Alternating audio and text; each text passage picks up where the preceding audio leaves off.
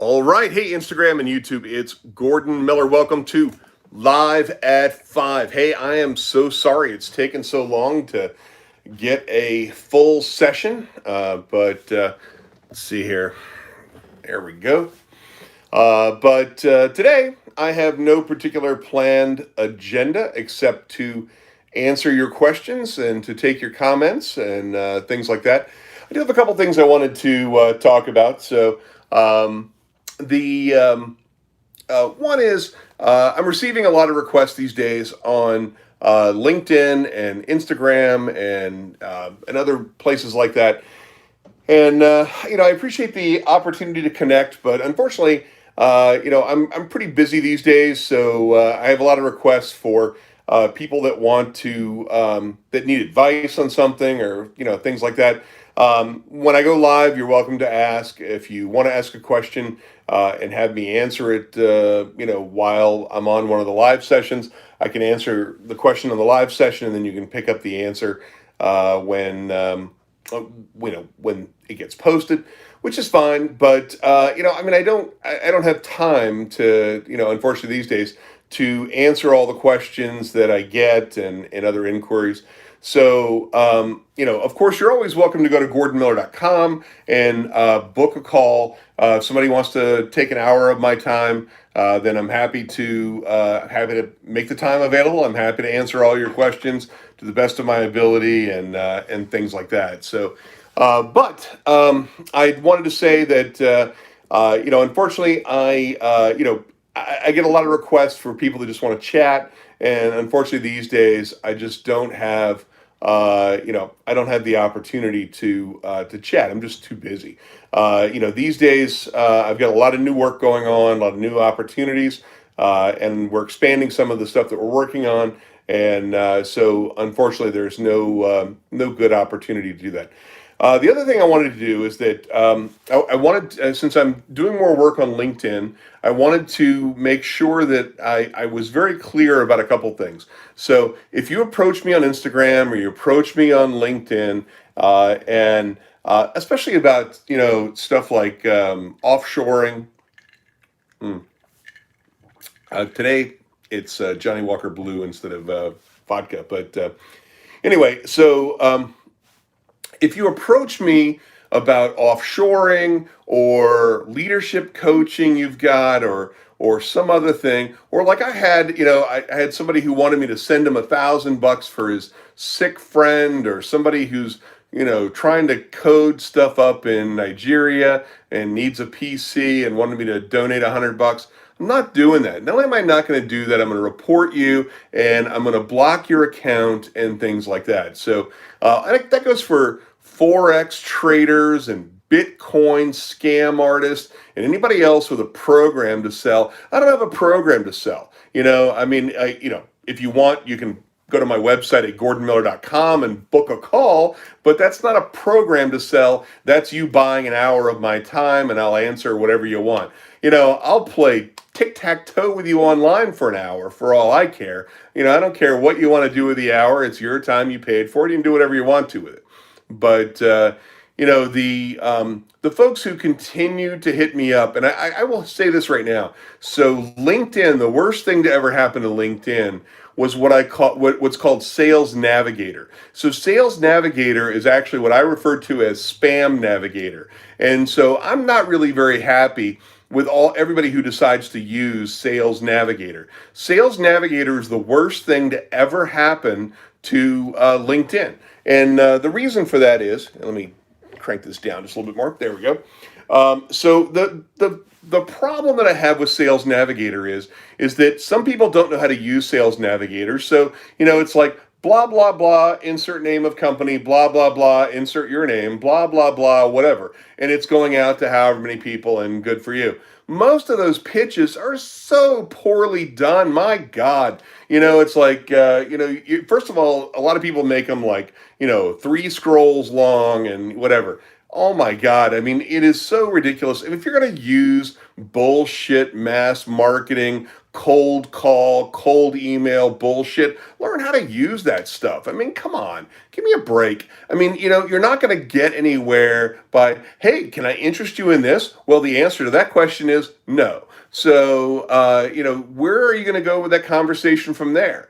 Now, some of you who have connected, who have been like, hey, I follow you on Quora, love to connect. Great, you're connected.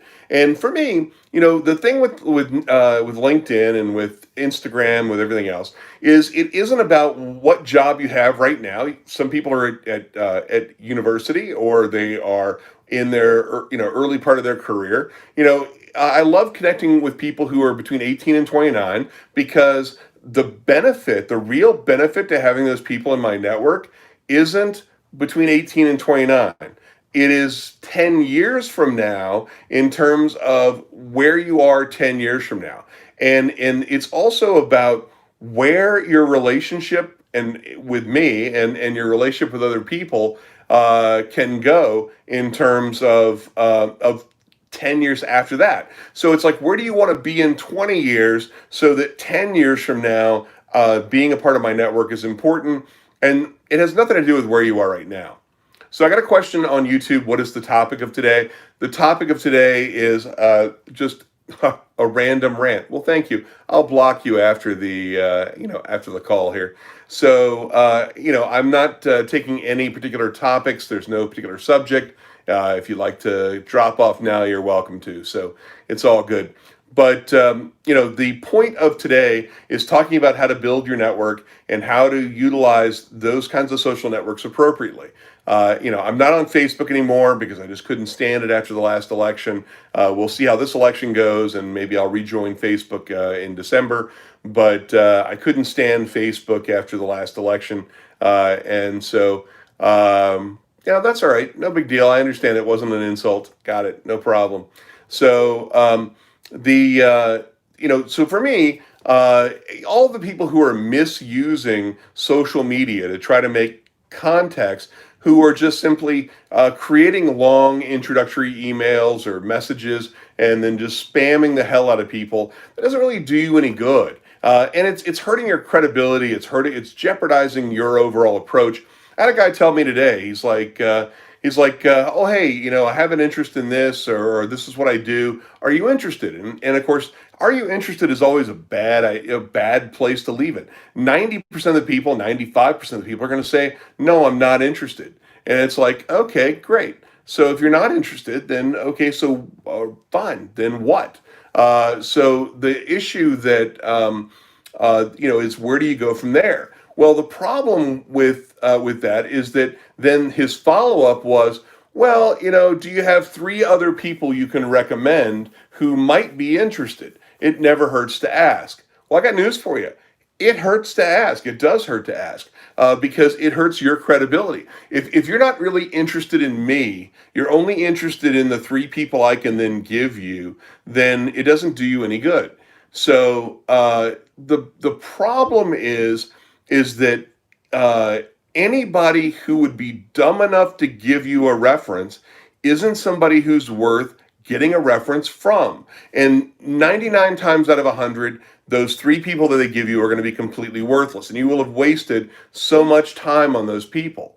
So when you're building your network and you're building your value construct around your network, it's about what can you do for somebody else. And it isn't, hey, I'll give you a free website, or hey, I'll build you a free app, or hey, I'll come work for you for free for 3 months. Those don't work either. I mean, the amount of work that it would take to integrate somebody into an organization has a cost associated with it. It's just not going to be realistic, given what it's going to take to make that make sense. So nothing free is ever really free. So somebody giving $1,000 a week or $1,000 a month worth of time for free isn't free when it costs $5,000 or $10,000 worth of support costs in order to be able to make good use of that. So it's a bad use of money, a bad use of time. All right, let's get to some of the questions here.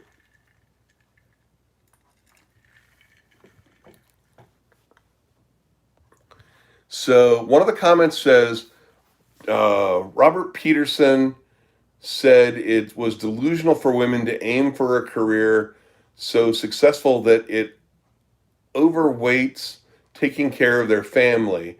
What's your opinion on that? Uh, so I think that Dr. Peterson, has an interesting point in terms of that. So all I can say is from my own personal experience, my wife decided to stay home with the kids early on, and I decided to work my ass off 12, 14, 16 hours a day in order to be able to make sure that she didn't have to work, outside the home. She was working 16, 18 hours a day like I was, taking care of the house and the family and the kids and everything else. And so, in terms of division of labor, we both worked equally hard. And she wasn't compensated directly monetarily, but thankfully I was. And so therefore, the work that she put in when she was here, when the kids got off the bus, and all the other stuff she did, making dinner and keeping everything running smoothly, that was important. And I have not seen anybody who has been able to really balance the the demands of being a mother and having a career, that it doesn't have some kind of impact on the family or the kids or in their career in terms of missing out on something. You really honestly can't have it all, and so it's important that people understand that if you want to have it all, it's a little selfish.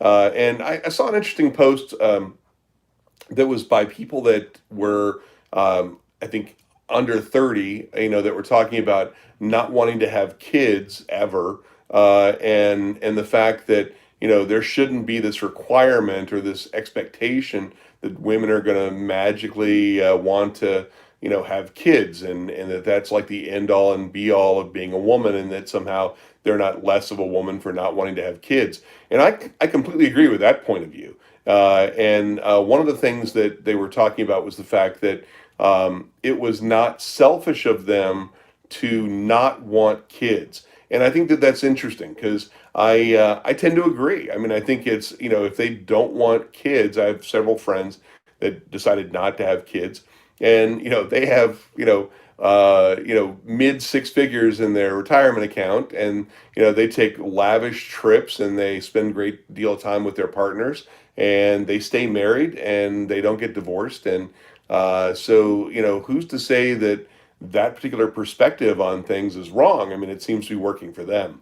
So I don't necessarily think that not having kids is an issue, but in terms of being selfish, I think that it's unrealistic to expect that you're going to have the time to do to participate in family activities and build a family and things like that, as well as build a career, without compromising the career or compromising the family. And that doesn't mean you can't have a good career and a good family, but you can't have a great career and a great family. I just haven't seen that ever work out. But it's anyway. Let's see what other comments we got here. All right. Let's see here.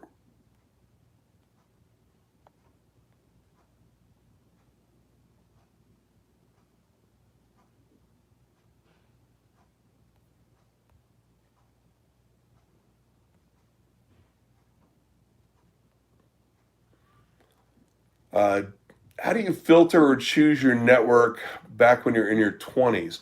So, in terms of your network, and yeah, so thank you on Instagram for the positive comments about looking at the impact of the family and so on. So on YouTube, the question is, how do you filter your network when you're in your 20s? You don't. In fact, I wish I had this kind of technology in my 20s. This would have been terrific. In fact, when I was director of the multimedia lab at Virginia Tech, we did 700 lab tours in a given year, and I collected business cards from all the major people that came through the lab. We did every one of the Fortune 500, and we did delegations from 118 countries at the university, and so as well as some others from other universities and other things like that. So I had a Rolodex of literally over 1,000, business cards, and probably close to 2,000. I actually even still have them. They're right here, actually in my bookcase. But so if I had had those in LinkedIn or in other social media and could have built my social media network, I would have had such a more rapid expansion in my late 20s when I started the company when I was 28, a week before my 29th birthday, and things like that. So yeah, I mean, I think that building a network and managing those is important. I don't think it's important to filter any of that at all right now. In your 20s, I think it's just a matter of seeing what comes and seeing what develops. So. But your network is your net worth, and so you have to build your network accordingly. And just like I was saying before, every time you have a poorly conceived um, blind email construct that you're just sort of, you know, banging away at the list trying to get people on Sales Navigator on LinkedIn to respond to you. Every time you burn somebody and you get reported or they block you is one less opportunity you're going to have. But that less opportunity is keeps you from being connected to that person and hundreds of other people that they're connected to. Right now, I have over 300,000 followers altogether between Quora and Instagram and LinkedIn and other places. And so I expect over the next few years for that to grow to, well over 500,000 people. And then, as I continue forward, eventually to get to 1 million people and or more. And so if you're going to do something that annoys me, like ask for money for a sick relative or money for a PC, or I had some guy like email me a link to his book on Amazon and say, if you get a chance, would you read this book? And I said, frankly, I appreciate it, but I don't read for pleasure. I really don't really have the time. I'm kind of busy right now. And rather than saying, okay, well, thank you, I thought you might be interested. I appreciate it, and then leave it at that. He goes, well, can't you at least buy the book? No, I'm not going to buy a book that I'm not ever going to read. I mean, that I don't have the time to read right now. Since I don't read for pleasure, I'm not going to read it. It wasn't available in audio version, so it was like Diary of an Indian Student or something like that or whatever. Okay, well, frankly, I don't give a shit. I mean, it's not a subject matter that's relevant. It's not anything I'm going to actually spend any time focusing on. So it has very limited value in based on the way it's presented. And I guess if the person had provided a little more context to the book and made it relevant, then it may have been more relevant. But based on the title, it's not something that I'm going to read. So, and because of his reaction and because of the insistence and the annoyance and things like that, I just reported it as spam because all they wanted me to do is buy his book, and then I blocked him. So. When you do things like that, when you do things that harm your credibility and jeopardize your ability to do something in the future that somebody else may actually be interested in, then you destroy your momentum and your opportunity to create real value. And so I think it's a matter of understanding how do you actually do these blind emails. And I know that Gary Vaynerchuk made it pretty popular to go into certain areas of Instagram, identify who the people are in a given area, and then work on trying to get them to to respond to you, and not everybody's going to respond, which is fine. But if you don't learn how to actually ask a question, you're going to actually burn the people that you're trying to attract, and I don't recommend that. So. Um, let's see. We've got only a few people online, so if you've got any questions, I'll be happy to ask them or ask them. I'll be happy to answer them. If not, then we'll go ahead and wrap up for the day, and I'll go to dinner. So,